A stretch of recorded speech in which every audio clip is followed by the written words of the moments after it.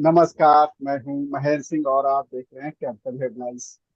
Capital headlines की इस खास शो में आपका स्वागत है। और इस शो में हम बात करेंगे सोनिया गांधी ने जो एक लेख लिखा है, हिंदू अखबार में लेख लिखा है, उसकी बड़ी चर्चा हो रही है। पक्ष विपक्ष दोनों तरफ से इस पर प्रतिक्रियाएं आ रही हैं। और सोनिया गांधी ने जो लेख लिखा है उसके बारे में बताऊंगा कि क्या उस लेख में ऐसा लिखा है जिसकी वजह से विपक्ष जो है, यानी कांग्रेस के विपक्ष में भारतीय जनता पार्टी, तो वो भी तिलमिलाया हुआ है। और सरकार और सोनिया गांधी के सपोर्ट में भी कुछ लोग बोल रहे हैं। दरअसल हिंदू अखबार में जो लेख लिखा है सोनिया गांधी ने, उस पर उन्होंने प्रधानमंत्री नरेंद्र मोदी को सीधे तौर पर टारगेट पर लिया है। उन्होंने कहा है कि आम सहमति का उपदेश जरूर देते हैं प्रधानमंत्री नरेंद्र मोदी, लेकिन अपनाते कुछ और ही नीति है, टकराव की नीति अपनाते हैं। तो उनकी कथनी और करनी में बड़ा फर्क है। तमाम मुद्दों का उन्होंने जिक्र किया है। इन सारी चीजों पर हम बात करने करेंगे। और बात करने के लिए हमारे साथ वात्सल्य राय, सीनियर जर्नलिस्ट, मौजूद हैं। स्वागत है वात्सल्य जी आपका। जी नमस्कार महेंद्र भाई। आपके साथी डॉक्टर सत्येंद्र कुमार जी को भी मेरा नमस्कार और सभी देखने वालों को भी सादर प्रणाम, जिनकी वजह से ये कैपिटल हेडलाइंस हमारा चैनल ग्रो कर रहा है। जी बिल्कुल, लाखों दर्शकों को बहुत बहुत धन्यवाद। और डॉक्टर सत्येंद्र कुमार, आपका भी कैपिटल हेडलाइंस में स्वागत है। Doctor Satyendra Kumar political analyst हैं, कांग्रेस के सिंपथाइजर हैं। और सोनिया जी ने एक जबरदस्त लेख लिखा है, पलटवार किया है। जिस तरीके से संसद में इमरजेंसी की बात हुई, निंदा प्रस्ताव आया और तमाम रुख देखने को मिला। एक आरोप ये भी है कि राहुल गांधी के माइक को भी बंद कर दिया गया। तो कितना आरोप में सच्चाई है या नहीं है वो जाने, लेकिन तमाम मुद्दे जिस पर संसद में टकराव प्रत्याशित था, टकराव टकराव लोग सोच रहे थे कि होगा, क्योंकि विपक्ष इस बार बहुत मजबूत है। तो वात्सल जी, जो सोनिया जी ने लिखा है अपना लेख, और ऐसे अखबार में लिखा है जिसको हिंदू अखबार में, जिसके प्रति सभी के पास है। और मैं भी कोशिश करूंगा कि दर्शकों को मैं दिखा सकूं। लेकिन आपसे जानना चाहूंगा कि उस लेख में ऐसा क्या लिख दिया है सोनिया जी ने जिससे कि पॉलिटिकल हंगामा हो गया है। जी महेंद्र भाई, इस कहानी के दो तीन पहलू हैं और आपकी अनुमति रहेगी तो हम दो तीन पहलुओं पर ही बात करेंगे। पहला पहलू है सोनिया गांधी जी का आलेख। दूसरा पहलू है ये आलेख जिस अखबार में लिखा गया, उस अखबार के जरिए और जहां इस अखबार का प्रभाव क्षेत्र है उसके जरिए क्या कोई संदेश देने की कोशिश है। और तीसरा पहलू है इसके रिएक्शंस। तो सबसे पहली बात, जो लिखा सोनिया गांधी जी ने, अंग्रेजी का अखबार है, हिंदू अखबार, मुख्य रूप से साउथ इंडिया का अखबार माना जाता है। लेकिन जो सिविल सर्विसेज की परीक्षा की तैयारियां करते हैं बच्चे, वो खास तौर पर स्टूडेंट्स इस अखबार को पढ़ना पसंद करते रहे लंबे समय से। एक अखबार की अपनी एक साख है इस अखबार की। तमाम मुद्दों पर जिस तरह का अभी चल रहा है मीडिया का, कई बार संदेह जाहिर किया जाता है विश्वसनीयता को लेकर। इस अखबार की विश्वसनीयता पर भी सत्ता पक्ष कई बार सवाल उठाता है, या सत्ता पक्ष के जो समर्थक हैं वो इस अखबार ने जिस तरह के मुद्दे राफेल मामले से लेकर और दूसरे मामले में रिपोर्टिंग की थी, या इनके जो पुराने एडिटर्स थे वो जिस तरह से लिखते रहे, सरकार की आलोचना करते रहे, तो इसकी विश्वसनीयता पर एक तबका सवाल उठाता है। लेकिन इस अखबार का असर है, इस बात से कोई आदमी इनकार नहीं कर सकता। हिंदू का बड़ा रीडरशिप है इनकी बड़ी, और एक लंबे टाइम की इनकी विश्वसनीयता भी है। और सोनिया गांधी जी ने जो लिखा है, अगर आप उसकी हेडलाइन ही देखें, जो हेडलाइन है प्रीचिंग कंसेंसस प्रोवोकिंग कन्फ्रंट्रेशन, ये इन्होंने प्राइम मिनिस्टर ऑफ इंडिया के लिए कहा है।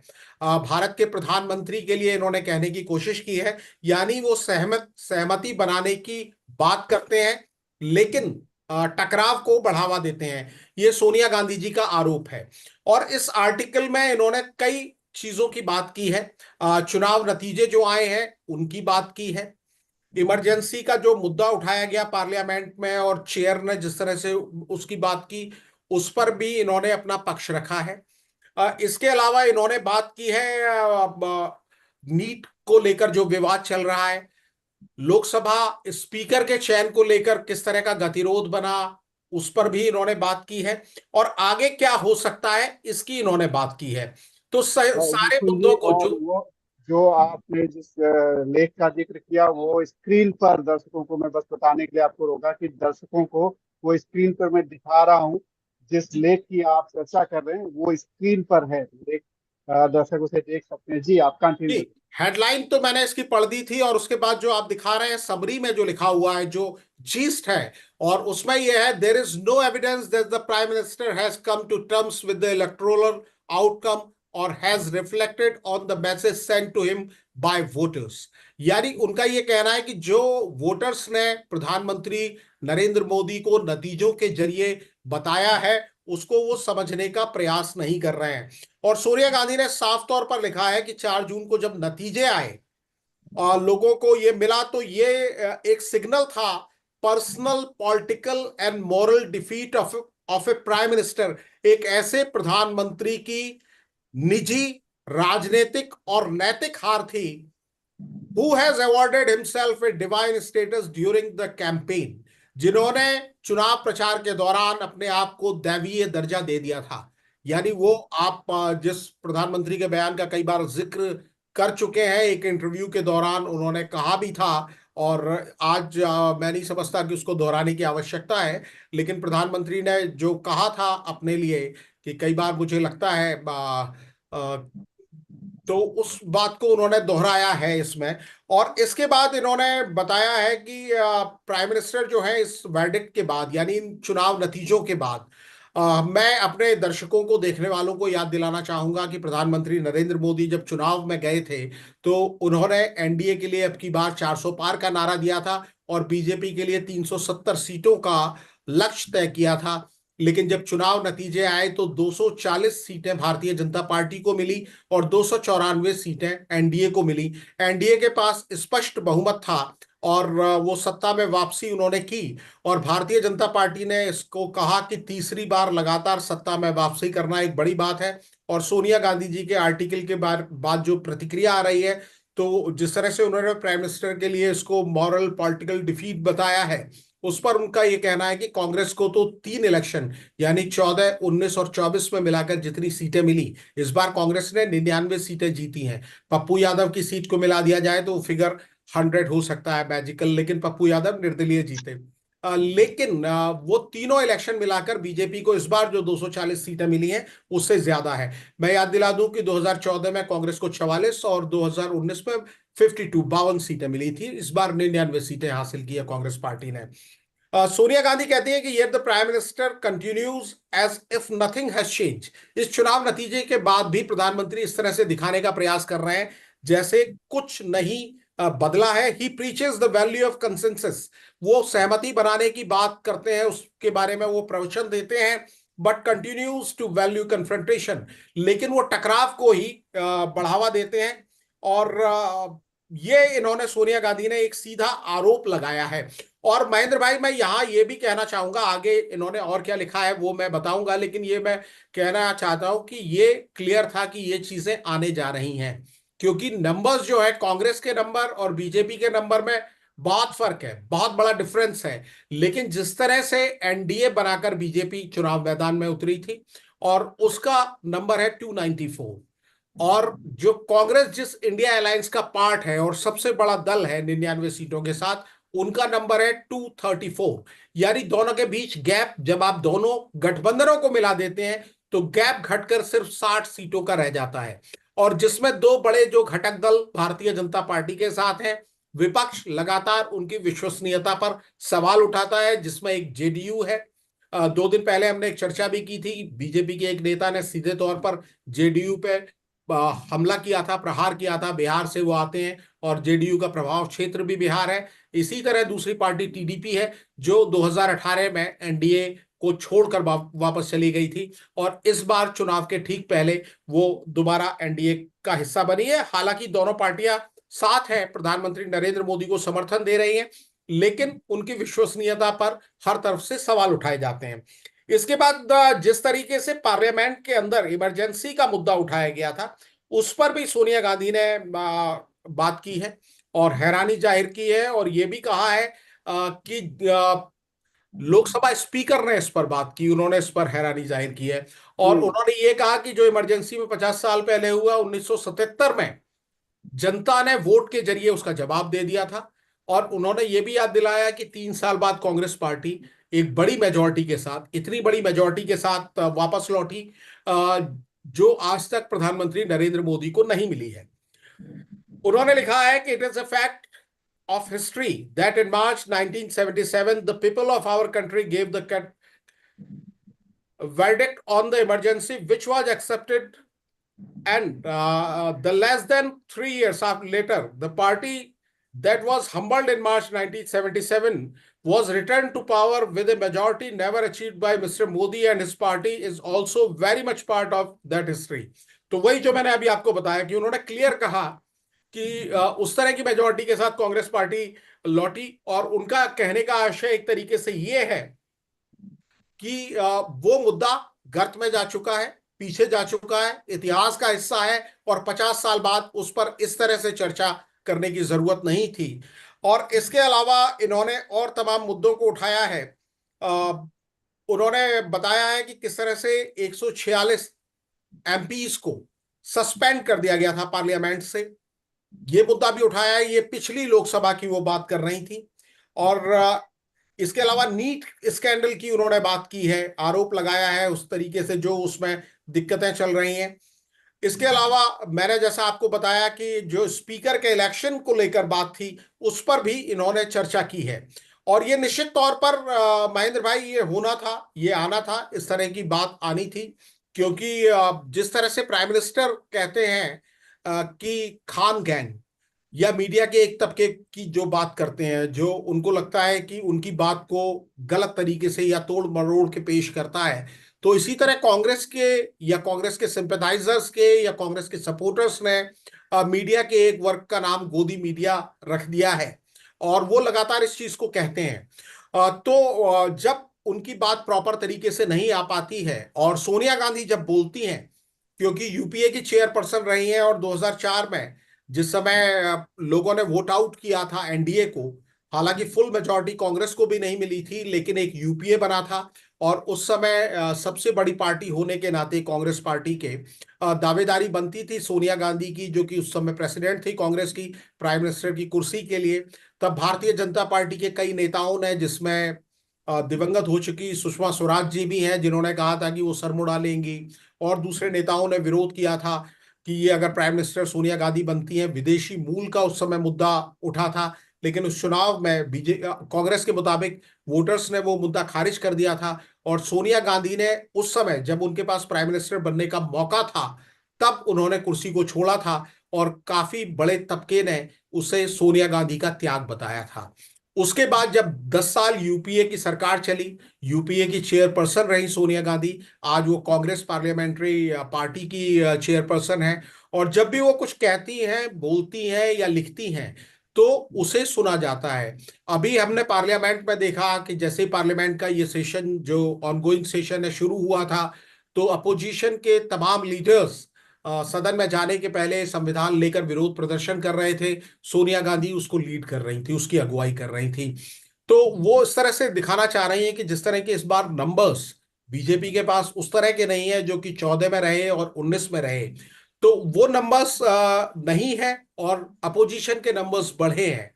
तो एक सहमति की जरूरत आज की तारीख में ऐसा लगता है कि सत्ता पक्ष को है। लेकिन सेशन की शुरुआत में जिन मुद्दों की चर्चा सोनिया गांधी ने इस आर्टिकल में की है, एक तो मुद्दे हैं जैसे नीट पेपर लीक वाला मामला, स्टूडेंट से जुड़ा हुआ मुद्दा है। नेट यूजी की परीक्षा रद्द हुई है। दूसरा, अपोजिशन यूनाइटेड है, टीएमसी कांग्रेस से अलग नजर आती थी, लेकिन स्पीकर के इलेक्शन में दोनों पार्टियां थोड़ी करीब आई हैं। राहुल गांधी और अखिलेश यादव के बीच में एक इक्वेशन बनता दिख रहा है। तो सरकार को घेरने का सबसे अच्छा मौका इस समय विपक्ष के पास है, और सोनिया गांधी इसकी अगुवाई खुद करती हुई नजर आ रही हैं। पहले उनका विरोध प्रदर्शन, उसके बाद ये आर्टिकल, तो ये उसी कड़ी का एक हिस्सा लगता है। हिंदू अखबार को क्यों चुना गया, उसकी वजह से क्या मैसेज निकल रहा है, ये भी मैं आपको आगे चर्चा में बताऊंगा महेंद्र भाई। जी जी। और चर्चा में डॉक्टर सत्येंद्र कुमार को भी शामिल कर लेते हैं। सोनिया गांधी ने निश्चित तौर पर बड़े तल्ख शब्दों का प्रयोग करते हुए इस तरीके का लेख लिखा है, और जिस पर प्रतिक्रिया आनी तो स्वाभाविक थी। प्रतिक्रिया आ भी रही है। तमाम बिहार के भी कुछ नेता जो डिप्टी सीएम हैं, विजय सिन्हा, उन्होंने भी प्रतिक्रिया दी है, और तमाम नेता प्रतिक्रिया दे रहे हैं।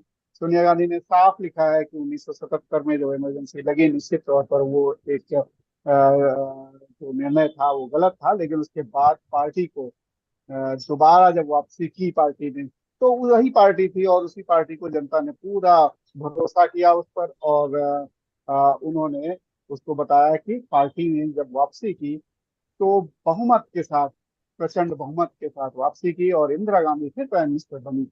डॉक्टर सत्येंद्र कुमार, आप कैसे देख रहे हैं इस सारे मामले को, कि सोनिया गांधी ने जो लेख लेख लिखा, ये क्या एक पॉलिटिकली इस वक्त नरेंद्र मोदी को एक तरीके से विपक्ष की ताकत दिखाने के लिए लिखा गया है कि अब हम बहुत ताकतवर हैं, और आप यूं ही खारिज नहीं कर सकते हैं कांग्रेस को और विपक्ष को? महेंद्र जी, मैंने पूरे लेख को पढ़ा है और श्रीमती सोनिया गांधी जी ने बड़ी मौजू बातों को रखा है। अब देखिए, चुनाव के दरमियान जो मुद्दे सेट किए गए आदरणीय नरेंद्र मोदी जी के द्वारा, उसमें कहीं देश से संबंधित विकास से या उनका आगे का क्या एजेंडा है, इनसे कोई ताल्लुकात नहीं। उन्होंने क्या किया इस देश में, इस पर कोई ताल्लुकात नहीं। केवल भावनात्मक हैट्रेट वाली बातें होते रही। कहीं धर्म की बात तो कहीं मंगलसूत्र की बात, यानी इन तरह की बेकार बातों की चर्चा होते रही। इस क्रम में उन्होंने ये जानते हुए, चूंकि ये इमोशन प्रधान देश है, संवेदनाओं पर काफी असर पड़ता है इस देश के मतदाताओं पर, तो उन्होंने बात की कि मैं बायोलॉजिकल नहीं हूं, यानी मैं जन्म लिया हुआ नहीं हूं, अवतरित हूं एक तरह से समझिए। वो अपने आप को सामान्य मनुष्य से अलग दैवीय रखा। लेकिन इन सारे चीजों के बावजूद जो परिणाम है, जो उन्होंने गोल सेट किया था 400 के पार, वो बात तो नहीं हुई। 300 के नीचे रह गए एनडीए, और ये तो बहुमत में आ नहीं पाए, जबकि इनकी काफी संख्या थी पहले से। 303 संख्या थी, अब ये 240 में रह गए। तो ये सारी चीजें हैं। सोनिया जी का कहना है कि पब्लिक के इस निर्णय को उनको अच्छे तरीके से लेना चाहिए था, और परिणाम के अनुकूल जी, बोलते परिणाम रहिए।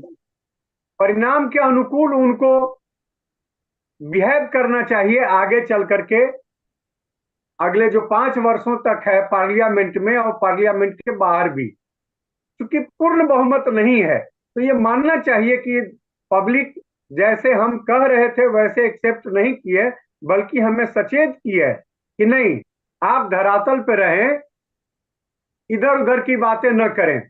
लेकिन आज भी देखा गया पार्लियामेंट में जो व्यवहार है,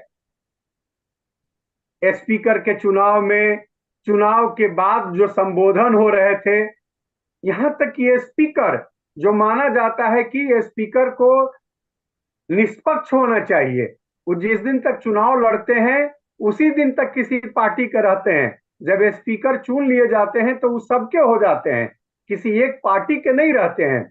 और इसी तरह से लोग उनका आदर करते हैं, उनको उसी तरह से लोग लेते हैं, विपक्ष के लोग भी। तो लेकिन ऐसा देखा नहीं जा रहा है। उन्होंने 50 वर्ष का जो अपने बीजेपी कार्यालय में मनाते थे, इमरजेंसी के संदर्भ में कार्यक्रम जो करते थे, वही पार्लियामेंट में एज ए लोकसभा अध्यक्ष के रूप में उन्होंने शुरू कर दिया। ये बात अच्छी नहीं है। परंपरा, चाहे स्वस्थ परंपरा जो है लोकतंत्र का और लोकसभा का या संसदीय प्रणाली जो है उसका, ये कहीं से सही नहीं है। इन सब चीजों की ओर श्रीमती गांधी ने ध्यान इंगित किया है। एक वरिष्ठ और अनुभवी नेता होने के कारण उन्होंने एक तरह से सचेत किया है कि नहीं, देश की आम जनता, आवाम की जनता का जो सेवा करने का भाव है, पक्ष का हो विपक्ष का हो, उसमें ये कन्फ्रंटेशन वाला, विवाद वाला, तकरार वाली बात जो है नहीं होनी चाहिए, बल्कि कंसेंसस की बात होनी चाहिए, आपसी सहमति की बात होनी चाहिए। ये इसलिए भी मौजूद है क्योंकि देश में ये नीट का जो परीक्षा हुआ है जिसमें 24 लाख से अधिक विद्यार्थी हैं, और दूसरे जो पेपर लीक हुए हैं लगभग 1 करोड़ 40 लाख अभ्यर्थी इससे प्रभावित हैं, और जो किसी पार्टी के नहीं है, किसी दल विशेष के नहीं है, वो देश के आम आवाम हैं जिनकी सेवा हम सब लोग मिलकर के करना चाहते हैं, पक्ष विपक्ष सब लोग। उस ओर ध्यान दिलवाया है कि उनकी बात को अगर हम दोनों मिल करके रखते पार्लियामेंट में, दोनों का मकसद है, अगर किसी एक का मकसद होता कि हम धांधली करें, भ्रष्टाचार करें तो अलग बात है। दोनों का मकसद है कि भ्रष्टाचार नहीं हो, और भ्रष्टाचार कहीं ना कहीं हुआ है तो इससे उबारने के लिए उन बच्चों को, जो परीक्षार्थी हैं, जो अभ्यर्थी हैं, उनको एक संतावना देने के लिए राहुल गांधी का एज विपक्ष के नेता के रूप में यह प्रयास था। लेकिन उस प्रयास को इन लोगों ने नकारने की कोशिश की, माइक बंद करके। तो इन सारी चीजों की ओर इंगित की है श्रीमती सोनिया गांधी जी ने कि नहीं, ऐसा नहीं चाहिए, इस देश में लोकतंत्र को मजबूत करना चाहिए। और जिस इमरजेंसी का याद दिलवाते हुए इन्होंने पार्लियामेंट में रखा, उस इमरजेंसी का क्या हरस हुआ? जिसको लेकर के आई थी सत्ता में जनता पार्टी, वो 3 साल के अंदर ढह गई और पुनः कांग्रेस आ गई। यानी कि 3 साल के अंदर में इस देश के लोगों ने महसूस किया कि जो आपातकाल लगा, जितना हम कहते हैं कि गलत था, उतना गलत नहीं है।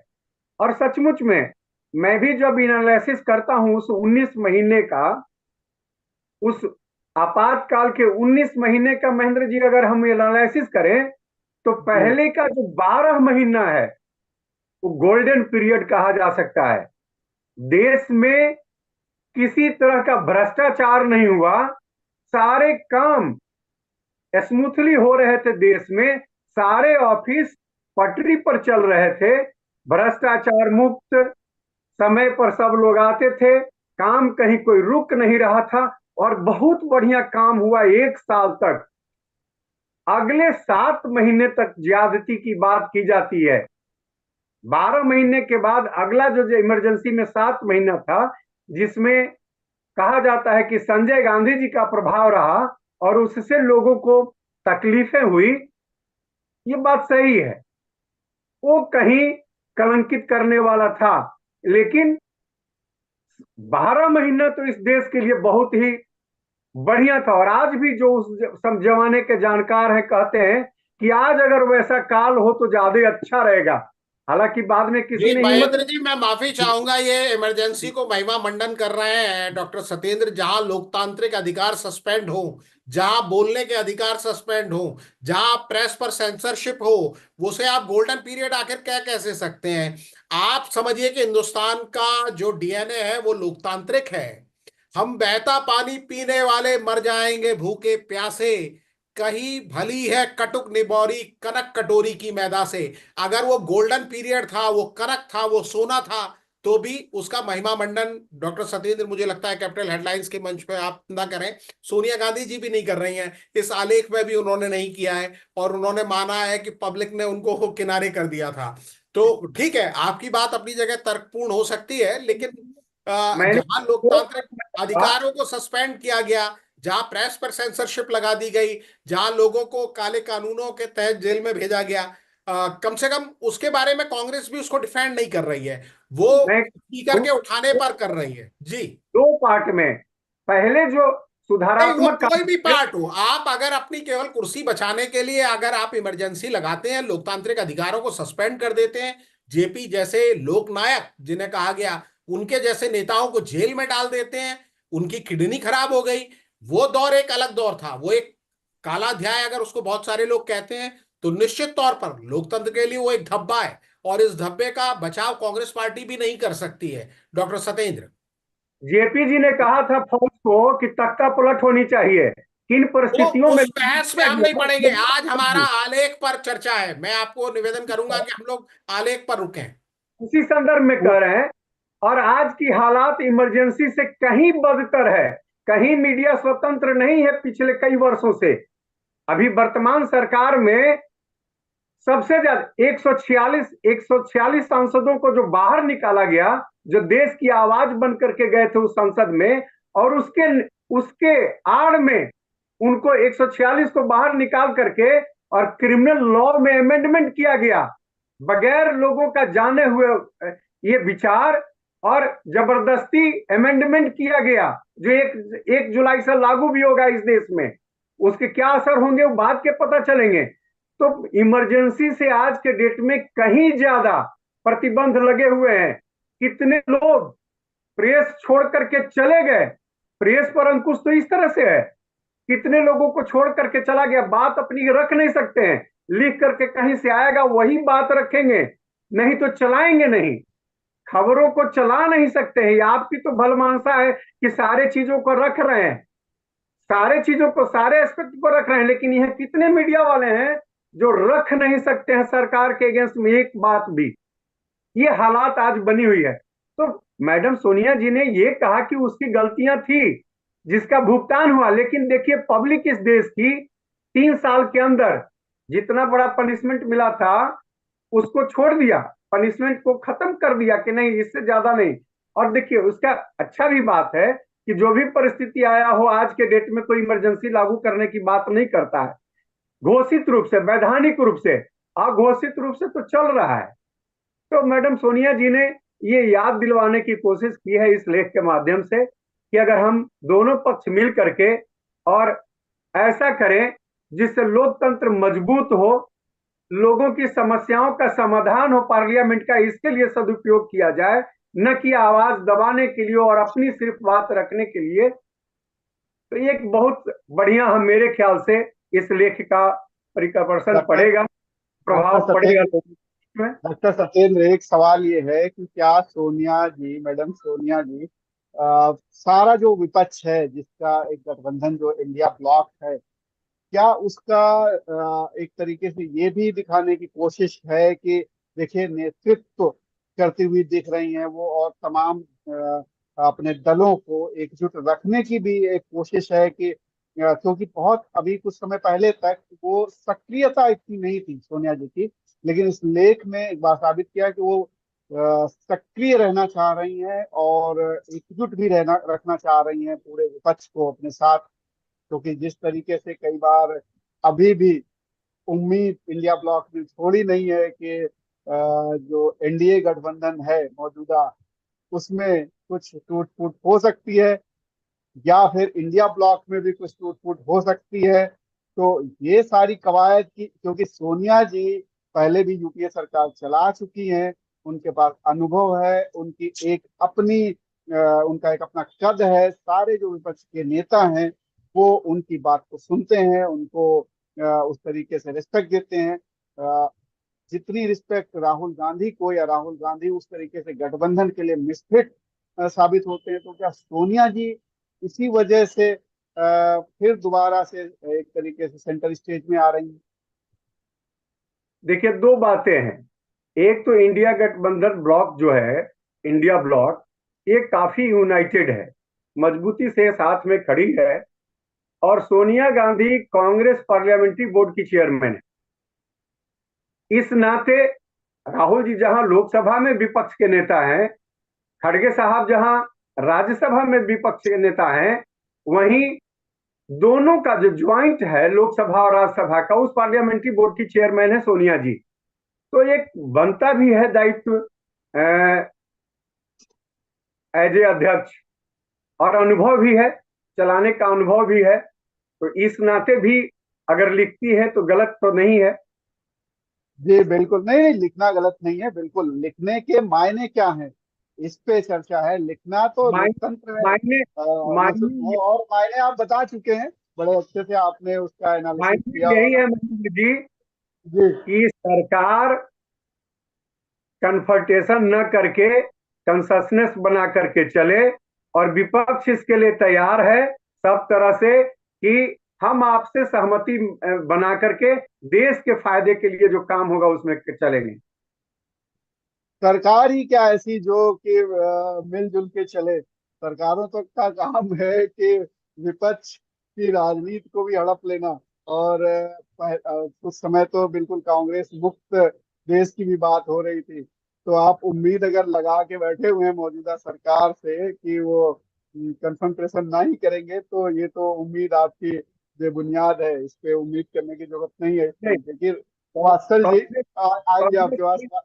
कांग्रेस जी का ही जी। स्वभाव रहा है महेंद्र जी, इसीलिए वाजपेयी जी को यूएनओ में जा करके विपक्ष में रहने के बावजूद भी कांग्रेस भेजा था। वो पुराने उदाहरण हो गए हैं। कांग्रेस भी इतनी देश छोटी हित थोड़ी में नहीं है। देखिए 50 कांग्रेस के भी बहुत नहीं ना। सारे उदाहरण हैं इसी तरीके के। नेहरू जी ने भी 3 बार जो बनाया उपसभापति, वो अपनी पार्टी से बनाया। और तमाम है विपक्ष, तो बहुत सारी परंपराएं हैं, उसमें मत जाइए। क्योंकि कांग्रेस के ऊपर बहुत सारे इस तरीके के विवाद होते हैं, और विवादों में रही भी है कांग्रेस।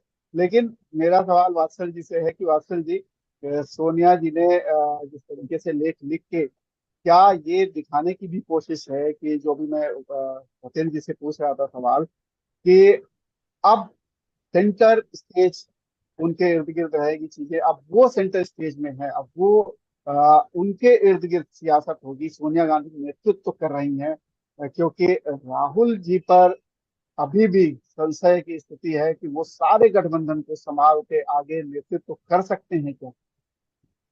जी बिल्कुल ये है। और सोनिया गांधी जी का पिछले मतलब 2019 के चुनाव के पहले ही जब एक बार वो बनारस में, आपने देख याद होगा आपको कि एक वो रैली कर रही थी और प्राइम मिनिस्टर ने इसका जिक्र भी किया, तो उस रैली के दौरान उनकी तबीयत बिगड़ गई थी और प्राइम मिनिस्टर ने बताया कि उन्होंने स्पेशल प्लेन देकर उनको वहाँ भेजा, दिल्ली आने की व्यवस्थाएं की। तो यानी हेल्थ उनकी जो है पिछले 5-6 साल से उतनी एक्टिव वो नहीं है जितनी वो 2014 तक उनको देखा गया था। और 2004 से 14 तक मतलब वो यूपीए की चेयरपर्सन होने के अलावा केंद्रीय धुरी भी थी।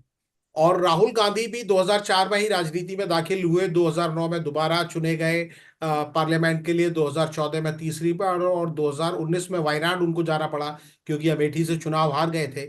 और इस बार वो 5वीं बार चुने गए हैं, लेकिन अभी भी माफ कीजिएगा, वो कद नहीं है जो सोनिया गांधी ने, जैसा मैंने आपको बताया था कि 2004 में उनकी इमेज को बहुत बूस्टअप मिला सोनिया गांधी की, जब डॉक्टर मनमोहन सिंह को उन्होंने कमान सौंपी। उस ब्लॉक की, यूपीए ब्लॉक की नेता उनको ही चुना गया था। उसके उस समय उनके पास मौका था कि वो प्राइम मिनिस्टर बन सकती थी। हालांकि तमाम विरोधी दल, विपक्षी दल आरोप लगाते हैं कि सत्ता की कमान उन्हीं के हाथ में थी। सोनिया गांधी निश्चित तौर पर सक्रियता उनकी उस तरह से नहीं दिखेगी, हालांकि विरोध प्रदर्शन करती हुई दिखाई दी। लेकिन चाहे वो ममता बनर्जी हो, चाहे वो अरविंद केजरीवाल हो, या टीडीपी के चंद्रबाबू नायडू हो जो कि एनडीए में प्राइम मिनिस्टर के साथ हैं, या आप स्टालिन को देखिए, इन सब के लिए एक मदर फिगर जैसी सोनिया गांधी है। जब कर्नाटका का विवाद हुआ था कि सिद्धारमैया को बनाया जाए और डीके शिव कुमार भी अपनी दावेदारी कर रहे थे, तो इसका फैसला 10 जनपद से ही हुआ, यानी सोनिया गांधी के घर से ही हुआ। प्रियंका गांधी जो कि कर्नाटक में काफी एक्टिव थी, तो वो भी इस मामले को जब रिजॉल्व नहीं कर पाई कि सिद्धारमैया आए कि डीके शिव कुमार आए, तो सोनिया जी आगे आई।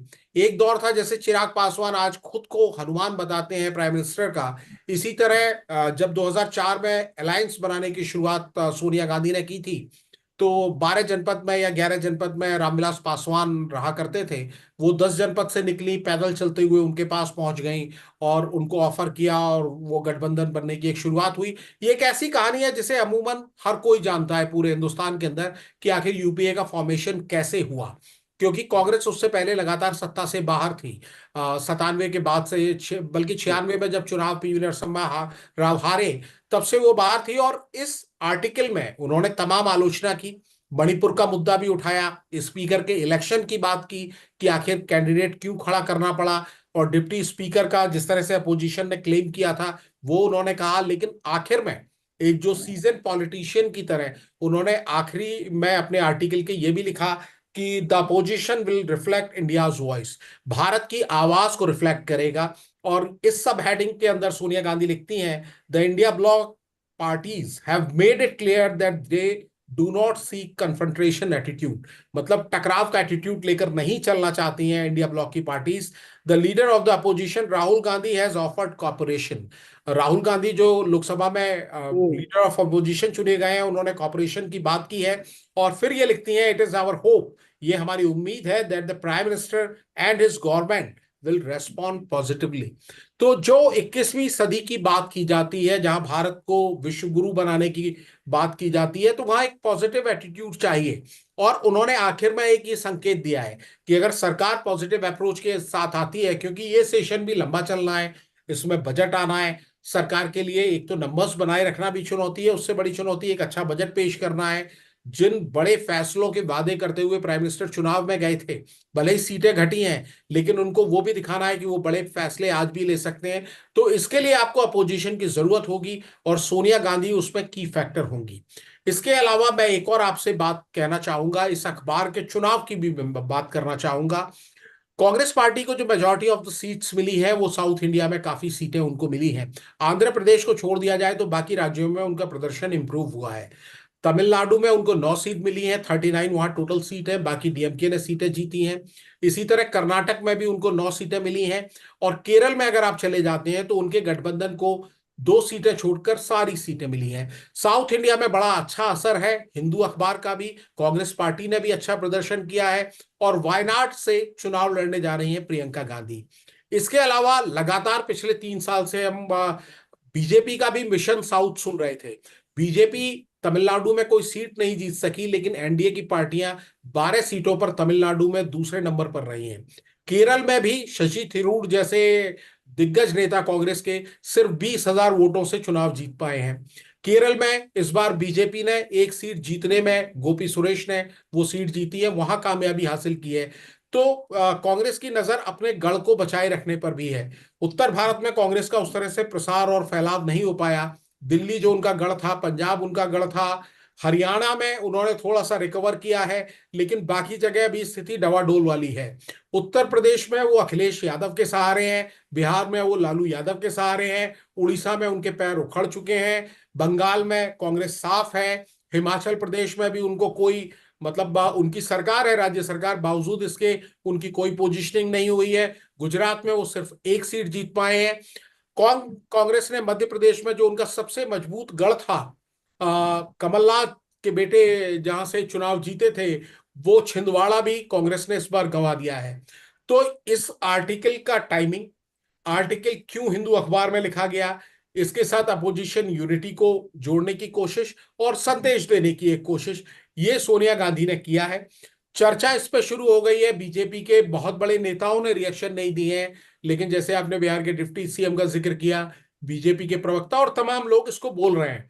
अगर इस पर रिएक्शंस नहीं आए होते तो शायद ये आर्टिकल उतना, कम से कम जो बीजेपी का कैचमेंट एरिया है वहां ना इसकी चर्चा होती, न वो पढ़ा गया होता। तो सोनिया गांधी का असर राजनीति में यही है, सोनिया गांधी कुछ कहती हैं, बोलती हैं या लिखती हैं, उस पर चर्चाओं का दौर शुरू हो जाता है। महेंद्र भाई। जी बिल्कुल। और इस चर्चा को अब यहीं विराम दिया जाए। डॉक्टर सत्येंद्र कुमार जी हमारे साथ जुड़े रहे पटना से।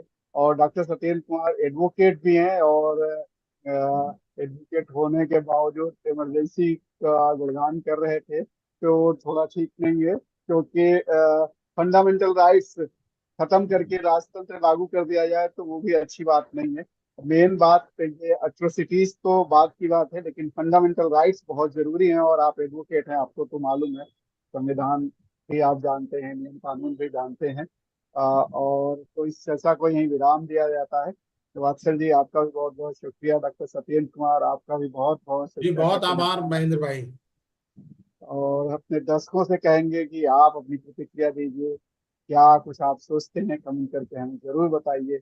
इस शो में फिलहाल इतना ही। और एक चीज और बता दें आपको, आज जो T20 का मैच होने वाला है वात्सल जी, तो उस मैच की समीक्षा, उस पर चर्चा हम लोग मैच के बाद करेंगे। और हमारे साथ बहुत बड़े एक्सपर्ट होंगे, संदीप जी, संदीप जोशी जी, जिनको आप लोग सब जानते हैं, क्रिकेट एक्सपर्ट हैं, कोच हैं, क्रिकेटर रह चुके हैं। तो उनके साथ समझेंगे कि किस तरीके से T20 मैच में, और हम सब की विश है कि T20 मैच का जो चैंपियन है वो भारत बने और इस बार ट्रॉफी लेकर के आए। बिल्कुल ट्रॉफी लेकर आए महेंद्र भाई। मैं बस एक लाइन जोड़ना चाहूंगा। जी, संदीप जोशी जी दिग्गज क्रिकेटर हैं। खेल को वो जीते हैं। और जब वो आपके कार्यक्रम में आते हैं तो निश्चित तौर पर वो देखने वालों के लिए भी एक ऑनलाइन क्लास की तरह होता है। तो मैं कहूंगा जो क्रिकेट के नौजवान बच्चे हैं, जो क्रिकेट में अपना करियर बनाना चाहते हैं, वो न सिर्फ प्रोग्राम देखें, बल्कि जितने समय भी संदीप जोशी जी यहाँ रहते हैं उनसे सवाल भी पूछें। बिल्कुल बिल्कुल। तो हम लोग फिलहाल इस शो में इतना ही। नमस्कार। नमस्कार।